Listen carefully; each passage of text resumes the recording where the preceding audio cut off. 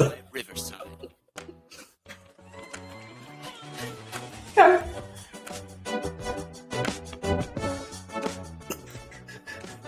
Hello and welcome into the Sad Fan, where we talk about the good, the bad, and everything that made us sad. Like Wes's unfortunate hand gesture as we started the show.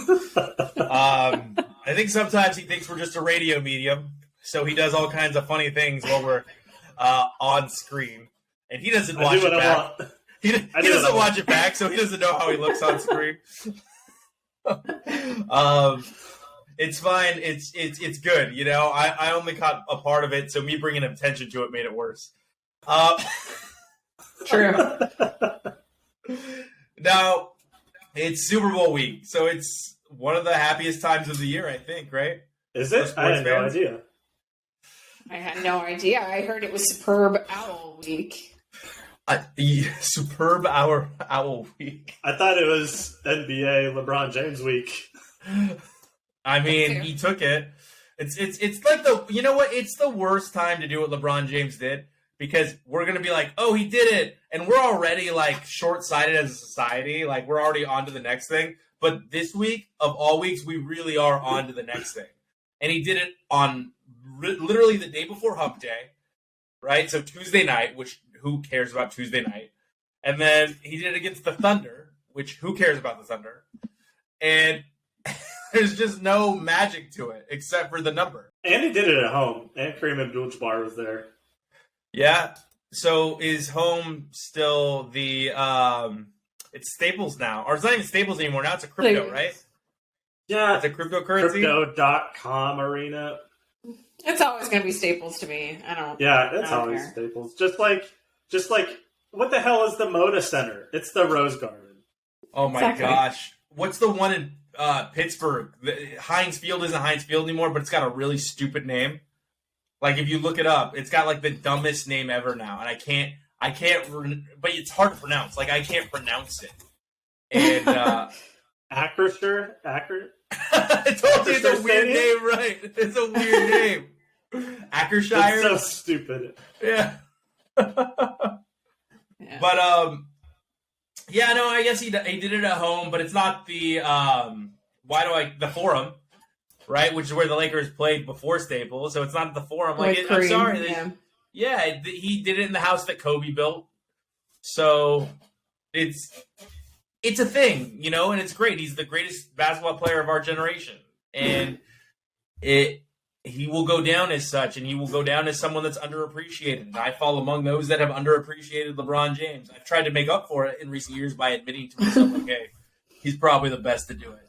But outside of that, I don't know. We can't talk about it for too long. We got too much to get to. Like, what made Wes sad? For me, it's got to be Oregon. So Monday morning news came out that our Oregon's offensive line coach was headed to the Patriots for a coaching gig. And does anyone want to take a guess at how many sacks Oregon allowed last year? 7. 5. For a total of 24 yards lost. You didn't give That's Chelsea a 2 chance less to guess, sacks. so. That's 2 less sacks and 30 less yards than the next best team. Yo, he was very excited to get to that stat about this offensive coordinator, because before Chelsea had her mouth like this, and you were like, and then it was this number. She was throwing up. I was saying 2, but I forgot about the last, like when Bo Nix was hurt and things kind of started to fall apart. But because it was none until like week 10. Yeah, something like that. Like the first half of the season, like we gave up 0 sacks, and it's crazy. Like the best offensive line in college football, which is insane when you think about like all the other teams and like the star players that they draft or that they recruit. With those corn-fed boys from Iowa. Yeah. So it sucks that we're losing him, and hopefully we don't get too big of a drop in production. But Oregon's number one talent pool is California. I was reading where a majority of their recruits come from. It's California. Oh, yeah. Always has been. They love Nike. Always will be. What can I tell you? In California, Nike owns. Nike rules all. Nike and Jordan rule all in California. Oh, yeah. So who'd they hire? They haven't hired anybody yet. Okay, all right. So, so the search is on. He left yesterday, so you're gonna get Joe Brady. Search is on. That actually wouldn't be a terrible hire. Yeah, no. I mean, from what I hear, he does great with 28-year-old QBs that are still in college. Because Joe Burrow, wow. So Chelsea and I are on the same boat here. It was Kyrie Irving made us sad, and it's for me. It's really like, why is this guy still in the news? Like, who cares? He only plays 28 games out of an 82-game season. Because Chelsea, he's locker room poison. He is locker room poison. Joe Tsai, I think, had to pay like $2 million or something like that in the trade to Kyrie Irving, or $30 million or something. And he said his quote was a loss that's well worth it, or something like that, or collateral that was well worth it. Absolutely. Like, for a second, when I saw that, I was like, that is throwaway money for the Nets. They do not care. They've just wanted this guy off the books. And, it's funny you mentioned there's a lot of people celebrating this trade, but I think no one more so than any rational Nets fan. Like, this guy has just been dead weight on this team and their reputation and just like their whole organization for way too long, well before the Anabac stuff, but none of that helped. And it's just, supporting Satanists, that was a thing. And not even the good kind of Satanists, like the worst kind of Satanists.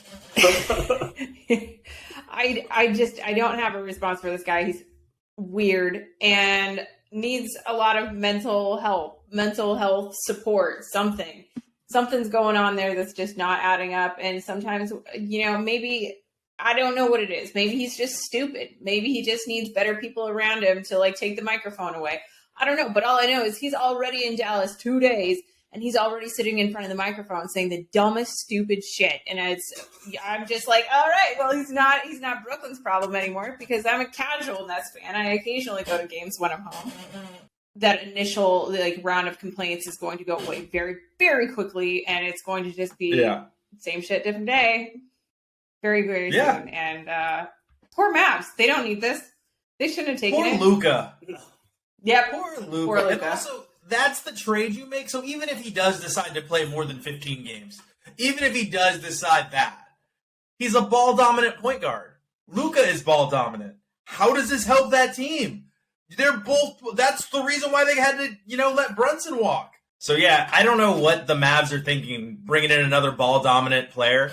And Kyrie needs the ball at all times. And like Chelsea said, it's not the actual literal basketball. He needs the little balls that go on top of the mics, because he needs to be talking to those at all times as well. Like, he always needs all eyes on him.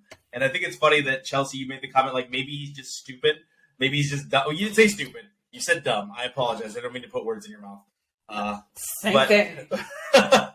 But he's one of those guys that thinks because he made it to the NBA and has money, or because he spent 1 year at Duke, or maybe a half of a semester, that he's smarter than he actually is. He thinks he's the smartest guy in the room. Meanwhile, everything that comes out of his mouth is just acid. And I mean ASSID. Okay? It's just so stupid. And you got to wonder, is this his last shot? Yeah. Ooh. I don't think so. No. I don't.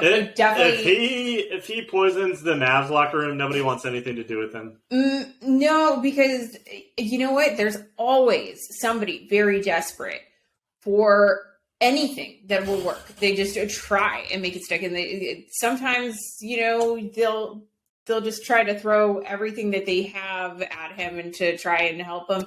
But I'm sure someone desperate, that just needs something to get, their offense started, they're going to go ahead and just bring this turd on and let him just sink the boat, sink the boat with those cement around his feet. He is just such poison, but he is also so good, which is why. I've been looking at the Twitters and everything like that. People have actually been, few overall, who claim to be Nets fans, are lamenting this trade. They're like, he had such potential. Why didn't we support him? Why didn't we do enough with him? Why didn't we work? Why didn't we support him? He ran the damn team for 3 years. Try using logic and rationality with these idiots online. You can't do it. That's impossible. But I think like 95% of people are at least enthused about him leaving, and then there's just a myriad of other responses. So they're definitely in the minority, but you still do see it, and you see people on the maps excited to bring him on. So no, I don't think this is his last chance. I think he can still go a lot further down the hill. Actually, he's still he's still sliding. He's got further to go. How does he have CTE and not ever play in the NFL? Do you think he's going to become like the Antonio Brown of the NBA? He is. Yeah. He's just more thought out than Antonio Brown. I think he's going to become the old grandfather that's like hobbling around on a cane one day and he's like, "Come here, kids, let me tell you about how the whole world wants you to think that it's round." And that's going to be Kyrie Irving. He's just out of his damn mind. He's going to be on Joe Rogan's podcast once a week talking about something stupid. And he's going to get millions of people that are as crazy as he is that want to believe this shit because they don't want to take responsibility that they're the ones destroying the whole world or that they're the reason their life sucks. And Joe Rogan gives them a release like, "Hey, don't worry. It's because the Earth's off its axis. It's not your fault for being a dumb shit." It's a release for them and he will get supported. And these idiots don't even realize that they're the reason he's making millions of dollars because he's relatable to us. Is he? He's got 5 houses in all areas and cities that cost more than $1 million per house. So is he relatable? Like, is that something you have there, Joe Bob? All right. Moving forward, speaking of all these people that love a good conspiracy theory and end up on Joe Rogan's podcast, Arian Foster on his podcast, if someone could give me the name of that podcast, I want to properly credit it. But on his podcast came out and he made a joke and he did it deadpan. It was super deadpan. Yeah, disclaimer that the NFL was scripted and that guys are supposed to get hamstring pulls like week 2, I think was his exact quote. And people that want to believe this just ran with it, just took off. And they were like, "Give me the ball, Arian. I'll support this." His podcast is called Macro Dosing. Yes, was it? I think that's a Barstool podcast, isn't it? It is. Yeah, he does it with PFT Commenter, who, by the way, is playing a role. He's acting a role of the extreme sports fan. Yeah. And now we have to wonder, is Arian Foster? Because like a complete questions abound. We aren't sure. I think Arian Foster is just a great troll, to be honest. Because I'm with you at first. At first, I was really like, "Oh man, Arian Foster went down this rabbit hole." And now I'm kind of like, "Wow, he's doing a great job. He's doing a great job. This little deadpan character he's got going on, good for him." It's funny because like Sports Illustrated wrote an article about it, and later, in the article, they said, "Oh, it's clear that he was joking," but the headline didn't make it seem like he was joking. And then so he was he tweeted the article and he was like, "Oh my God, what have I done?" It's like that parody account, Ballsack Sports. They got super famous for fooling Stephen A. Smith 3 times. ESPN went to board. I think the one I loved was Josh Smith saying, back in my day, something about LeBron James would have never made it in my day.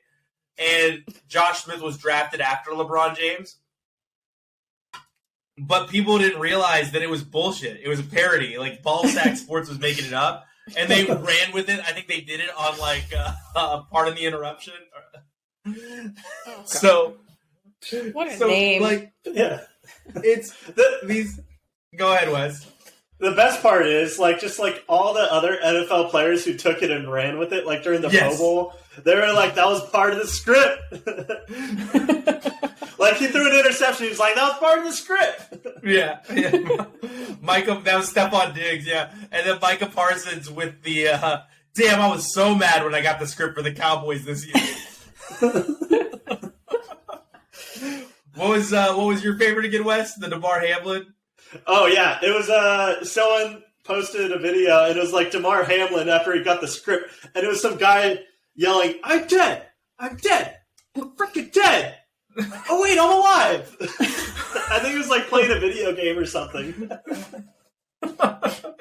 So it's just kind of like, guys, why do you have to find something to believe in? Why? They're not real. And it's like that. It's literally the 1% of conspiracy theories that end up being true. Like the very tiny percent that like gives these people the fuel to just run with. And they're like, do you remember that one time we ended up being right? That one time. And we're like, that doesn't mean that airplanes are being flown by aliens.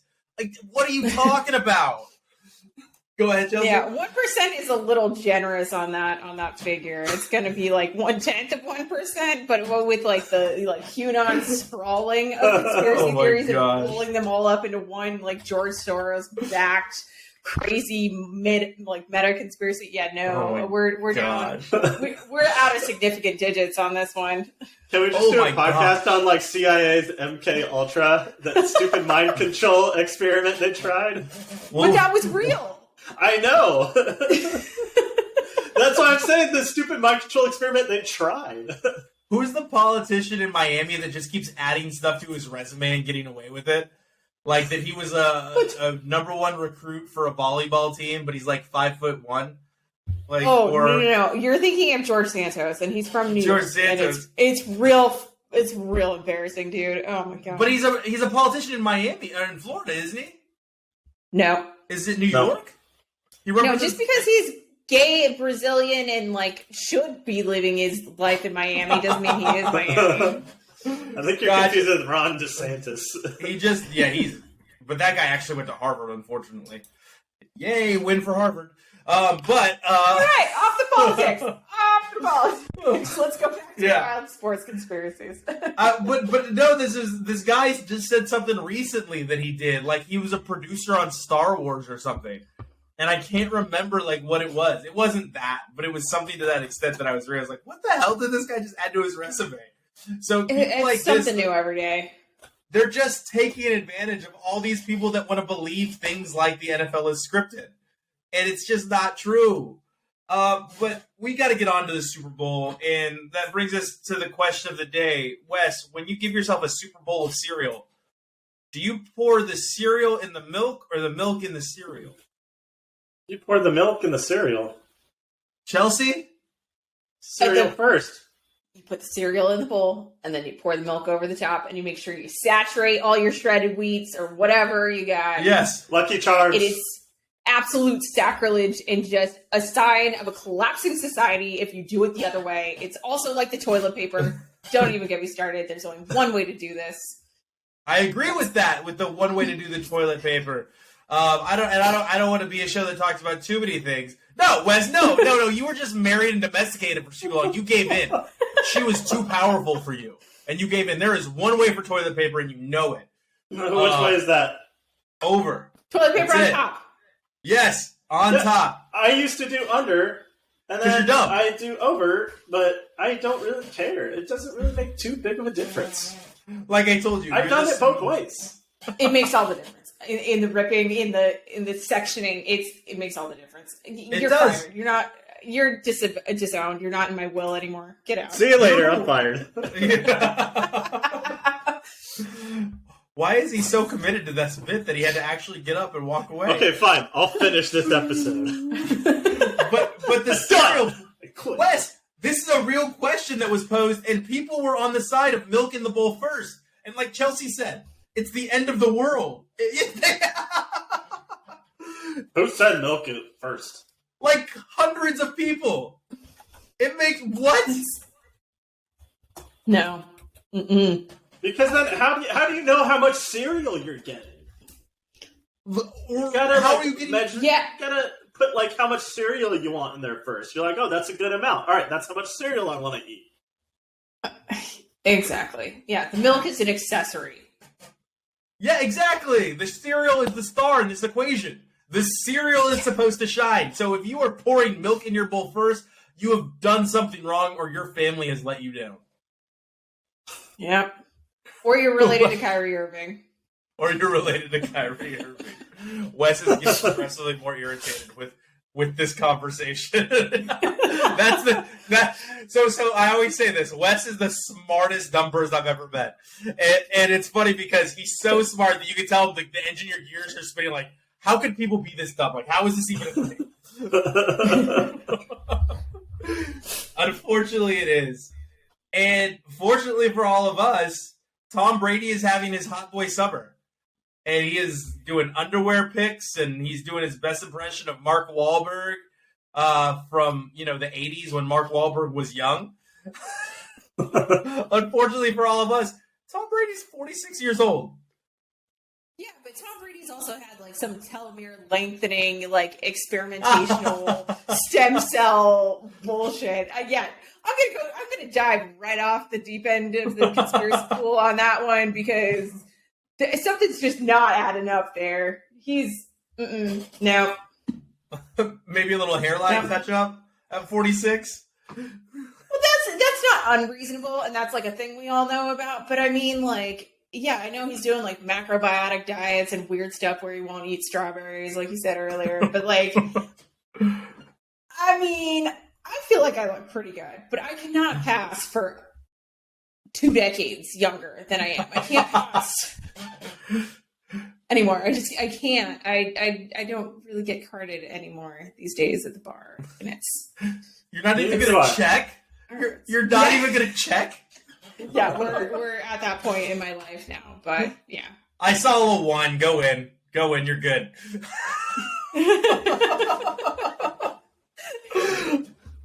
It's true, though. Pretty much, yeah. Yeah. It's crazy. Like, if you were born before 2000, you're old enough now. Yeah, you just don't. It's like they just see the one, they're like, okay. Get in. Yeah, you're good. Yeah. With Tom, I think I'm going to give him his flowers. He is the best. I'll never say he's the best quarterback I've ever seen because he's not. But he is the best winner ever. He's a bigger winner than Michael Jordan. I guess people want to throw Bill Russell at me when the NBA had like 7 teams, but whatever. I don't care. Yes, he won 11 rings when there were 7 teams. So Tom, I'll say at his prime versus like a couple other quarterbacks at his prime, there were quarterbacks who were better than him. But in terms of like overall longevity and just like how he won all the time and how he was able to like carry his teams, yeah, he's the best football player to ever play the game. He was never the star, though. Did you ever notice that? Like, I think he won 3 MVPs, but he was never like the star. It was Peyton Manning. It was Aaron Rodgers. It was Drew Brees. Like, Tom Brady was always the greatest winner, and we were always like, how does he keep doing it? And then the easy choice was Bill Belichick, and then he went down to Tampa, became Tampa Tom, and won a Super Bowl with the Buccaneers. He just wins. That's all he knows how to do. Go ahead, Chelsea. You kind of have a point there with like Belichick kind of like overshadowing him. Everyone was like, it must be, the crazy old guy in the cutoff hoodie, which who does that? But, that must be like the man behind the curtain, the hermit, doing all the right things there. But you're right. He did win a Super Bowl with Tampa. And, I guess credit where credit's due, but I still think he is a star in his own right. I mean, he's had like the top selling jersey for a long time. He has become the face of the NFL in general. It's going to be very strange if he does not go back on the field next year and see him in the booth. It'll just be strange. But yeah, I mean, he's still hate his guts, but great, phenomenal player. I'm pretty sure like every year the team that he played on was probably like within like the top like 5 or 6 teams favored to win the Super Bowl every year. And it's like the really good teams, like they'll have like down years where they're like mediocre. They might have like a couple losing seasons and then they have a good draft and they finally get back on top.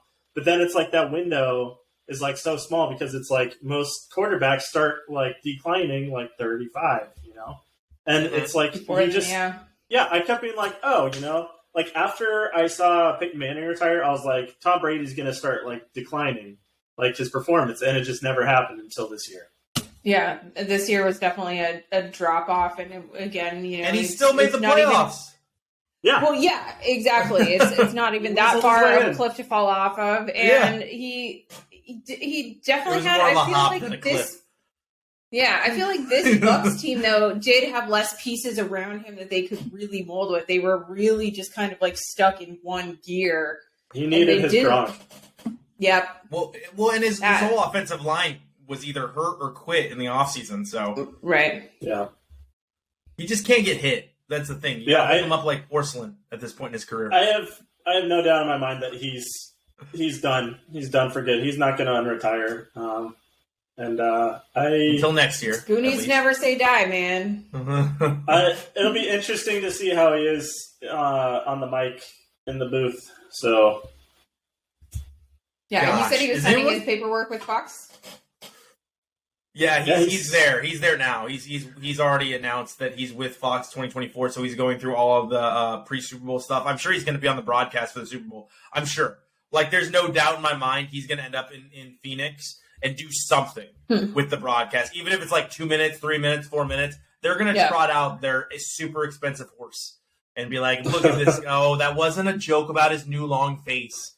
All right, stop it. All right, but... He has been fantastic. He's great. I'm just jealous because he's still an ultra attractive man, even if it's work that's been done at 46 years old. Good for him. 7 Super Bowls. You can't deny the winner. You just can't. You can't deny that. But we've got, I don't need to talk about 7 Super Bowls and how many appearances? 10. Yeah, and his team. I think the stat is he never played on a team that was out of the playoffs. Like never once played a game while being eliminated from the playoffs ever. He's never played in a game where his team was eliminated from the playoffs. So, yes, he's just great. He's a great winner. Somehow he finds a way. Even in a season where his team nearly had a losing record, he never played in a game where his team was out of the playoffs. And I don't want to talk about Aaron Rodgers and his blackout retreat. I'd rather get to a couple quarterbacks. That are young and up and coming. So we've got... Good, I'm done talking about Aaron Rodgers. Patrick Mahomes is already there. He's not up and coming, but Jalen Hurts is kind of up and coming. I never thought he was a problem in Philadelphia. I thought they had other problems, and he's made me look kind of right. But I don't know if I trust him, and I think that was a theme throughout the year. Like, do I trust him when the big moments hit? And what do you mean problems in Philadelphia? Yeah, that, and also, didn't he get hurt, like... he hurt his shoulder. Season? Yeah, Gardner Minshew played 2 or 3 season 4, week 14, 15. Yeah, was Gardner it that Minshew late? played. I felt like it was earlier. Yeah, but yeah. No, I think Gardner only played 2 games. No, it was late because I remember he screwed my fantasy. Oh, there you go. In the playoffs, in the championships. So outside of Wes's fantasy, other problems, Wes, what were you asking there? What were you asking? What were the other problems that you saw with Philadelphia? Yeah. Because, I mean, so I'm kind of with you. I didn't fully trust that the Eagles were, like, there, that they were going to get to this point. But I wasn't seeing, like, big cracks in the facade. I was like, okay, like, I'm just not sure if I should be taking them seriously or not, if this is going to be something that continues, because at that point, like, they were undefeated, I think, the last time we really delved into this. So, like, what problems were you seeing? Not this season. I'm referring to the previous 2 seasons of this. Eagles fans wanted to draft a new quarterback as recent as last season. Right, okay. As recent as last draft, they wanted to trade up and draft one of the quarterbacks in this year's draft. So, go ahead. That always happens with every team. Every They're always team, like, oh, well, this could be better. Unless you have, like, a generational quarterback like Patrick Mahomes, you're always like, oh, well, this guy, this is shiny, Like, let's grab him. Yeah. So it happens. It was they wanted to trade up and get the quarterback from Pitt, and why is his name escaping my brain right now? Plays for the Steelers. The quarterback that the Steelers went ahead and got, and he had a pretty good season, but they wanted to trade up for him, and he's not even quite as good. This is why fans aren't allowed to make the draft choices, because all the teams would be atrocious. Yeah, this is why you have stat nerds and all the other coaches around, and why you have a combine, so you can actually see raw talent.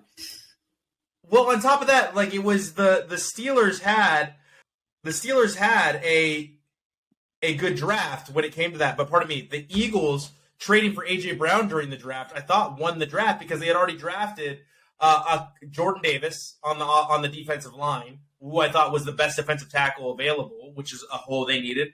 With they were losing Fletcher Cox after the Super Bowl, I believe, and they also went ahead and drafted what's his name, the linebacker in Kobe Dean, I think that's how you pronounce his name, Kobe Dean. Sorry, this is off the top of my head, so I apologize. I'm a lot. I'm trying to remember specific names, and obviously the top quarterback in the draft is the one that escaped my brain. But they had a great draft. Then they traded for A.J. Brown. They really solidified that roster. The offensive line got healthy, which the offensive line hasn't been healthy in 2 seasons. And Lane Johnson's still not healthy. I think he has a torn labrum right now, if I'm not mistaken. Ow. So with all that being said, I think that the Steelers fixed a lot of their issues. It was Kenny Pickett was the quarterback's name I couldn't think of. Kenny Pickett was the number 1 quarterback in this year's draft. Go ahead, Chelsea. Yeah. Oh no, I was actually just looking it up, and I did not see that name. I don't know. Google was showing me all the wrong things, and I knew it was wrong looking at it. But gotcha. Yeah, he was the quarterback at Pitt. He's also an older quarterback, and I think we're going to start to see a trend of these older quarterbacks coming in. But that's neither here nor there. So what I was trying to say was I never saw Jalen Hurts as the problem. I did question Sirianni as a coach. I wasn't sure how that was going to work out. But, I mean, they're in the Super Bowl. Wes brought up last week that Sirianni was the first person fired off Andy Reid's staff in Kansas City. I'm not sure if he was the first. I just know that he was a victim of the regime change. The coach change. Yeah. I love how Hunt has been doing the media rounds for the Super Bowl, right? Because he's the general manager, but he's also like the owner's kid. And that's how he inherited the GM position. He's in, what is the new saying right now that's running around all over social media? Nepo baby. He's a Nepo baby. Just an older Nepo baby. And they're interviewing him about how he put together this roster. I was like, he did it. All he did was hire Andy Reid. He made one right decision. Yeah. And that was hiring Andy Reid. After that, Andy Reid did the rest. Andy Reid helped them trade up for Patrick Mahomes. Andy Reid put together a great offense. Andy Reid's an amazing head coach. Like, sorry, he went there, and the Raiders hired Dennis Allen. Shoot me in the face. So, go ahead, Wes. He'll go down with Bill Belichick as one of the best. Oh, yeah. And if he wins this Super Bowl, that's 2 Super Bowls. He's still got an amazing team because they didn't have to pay Tyreek Hill all that money. All he has shown, all he needs to do is pay Patrick Mahomes, get him some competent receivers, and pay Travis Kelce, and they will find a way. Yeah. I agree. You know what's weird? That's Travis Kelce's older than Rob Gronkowski. Wait, what? Say that again? I said Travis Kelce is older than Rob Gronkowski. Really? Isn't that weird? Fact check me. That's check me. I'm pretty sure he's older than Rob Gronkowski. So it's weird to think about because you think about him as younger. But I believe, Travis Kelce is older than Rob Gronkowski. And I'm going to keep saying it. I'm going to speak it into reality. Because Gronk and I are the same age. So that's, as we say, as I've said on multiple times on the show, if you're still playing pro sports. So Rob Gronkowski was born 5 months before Travis Kelce. Oh, so they're the same age. You're wrong. They're basically the same age. So 5 months. I was off by 5 months. 1989. So May and October. Oh yeah. Chelsea, you don't have to say anymore. No, Chelsea, you don't have to say anymore. You're good. Just leave it there. Just leave it there. No one has to know. I mean, I still would have thought that Rob Gronkowski was like a few years older. Yeah. Yeah, most people would because he's been in our lives a lot longer with all those Super Bowls. But Rob Gronkowski also entered the draft 3 years before Travis Kelce. So he gotcha. And he wasn't a first round pick either. Rob Gronkowski, I think, was a 3rd round pick. I want to say. Second round. Second round, 42 overall. Okay, 42 overall. So all that being said, Travis Kelce and Patrick Mahomes are going to go down as one of the best duos to ever play the game. And like I said, I think you get Andy Reid, you get a decent offensive line that's not hurt, and Patrick Mahomes, and you've got a team. Like, that's it. You got a team. And a lot of what defense sprinkled on there, but yeah. I mean, do they have a defense? They've got Chris Jones, I think, is it. I just a sprinkling, a smattering. So everybody that I've been reading was counting them out up until this week, and then a lot of money started coming in on the Chiefs, and then I think I read last night $1 million bet was placed on the Eagles. So wow, I don't think the Eagles are going to blow out the Chiefs, which is what I was reading prior to this week. Yeah. It's going to be a good game.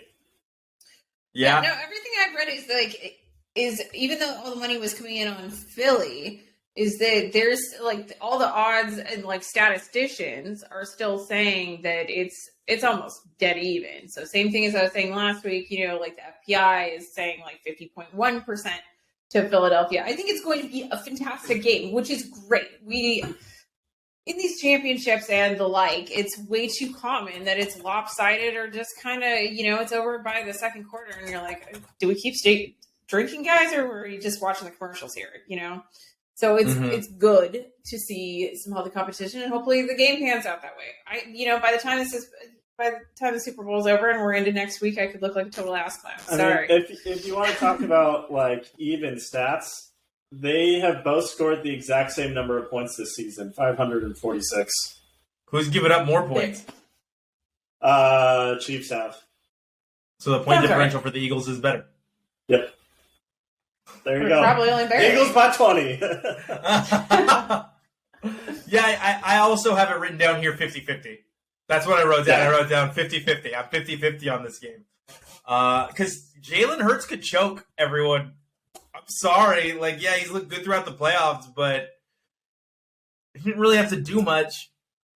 I don't think he's going to choke. I don't think that if the Eagles lose, I don't think it's because he chokes. I think it's just because they get outplayed, and that's that.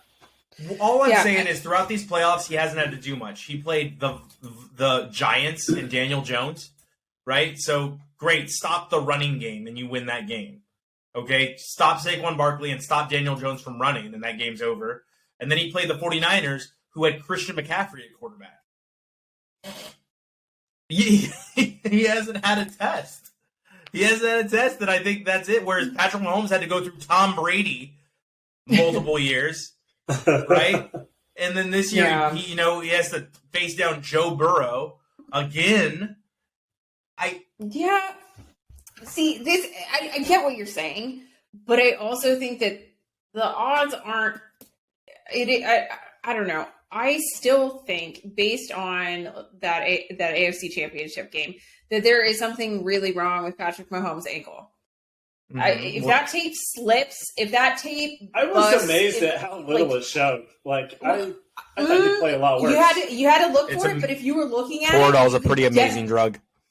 Yeah, that too. But if you were looking for it, you could see like a lack of stability, an inability to pivot, a real hesitancy to put weight on that after he let go of the ball.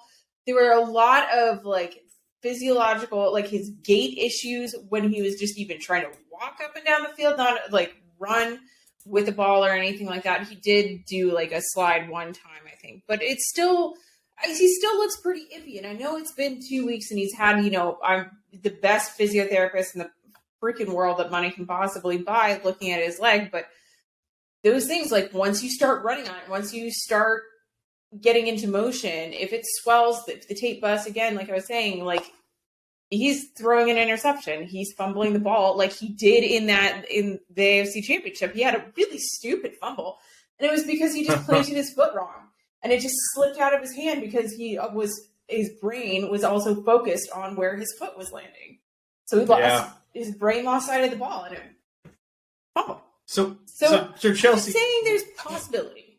With all that considered, as we wrap up the show, we're just going to wrap it up with the Super Bowl. We're going to end with Super Bowl talk today. Who do you think's going to win? Silence always makes for great radio, by the way. Yeah, I know. I'm sitting here thinking about it because I've been thinking about this since the championships, and I don't even have a favorite. I'm kind of just torn both ways. I think it's really just like flip a coin at this point. Yeah. Again, I'm looking forward to watching it. I think it'll be fantastic. You're not going to tell us? You're not going to? Nope. No. And then next week I could be like, I told you so, and then I'm not indecisive, so I have a prediction. I'm gonna go with Chiefs. Chiefs? Wes? Eagles by 5. I gotta stick with my bird bros. Bird bros. Do you practice bird law, man? Do you practice bird law? I'm an expert in law, mostly bird law. I love that thread throughout that series, but that was a great reference, Chelsea. That was fantastic. Birds of prey gotta stick together. All right, so Wes is going to stick with the Eagles. I'm going to go Chiefs. I'm going to go Andy Reid, the experience, Patrick Mahomes. I'm going to say it's going to take another year for the Eagles. So I'm gonna go with the Chiefs. I'm going to go against all conventional wisdom, and I'm just going to go with my gut on this. And I think that it's a last-second, perhaps field goal or touchdown that wins the game for the Chiefs. But it is the Chiefs. Andy Reid finally beats that evil mistress that is clock management, and he wins the game in the final moment. Eagles by 5. All right. I mean, I'm not surprised if it would go the other way, and I won't be disappointed if it does. I'm like not throwing my whole heart into it. I'm just going off that gut check. Check, you know. I'm just going Chiefs. Really all I want is a good game, and I hope no one gets hurt. Yeah. Come on, everybody. Just have fun. Nobody needs to get hurt. We got orange slices in the locker room at halftime, everyone. I think Riri's performing. Riri will be on. We can put it on the TVs. The coach won't be too hard. We're all here to have a good time. I think the best kind of Super Bowl is the one where you don't really you're not rooting for either team and you're not rooting against either team. You don't mind both of those teams. You won't mind seeing them win a Super Bowl, and that's what for me. That's what we have here.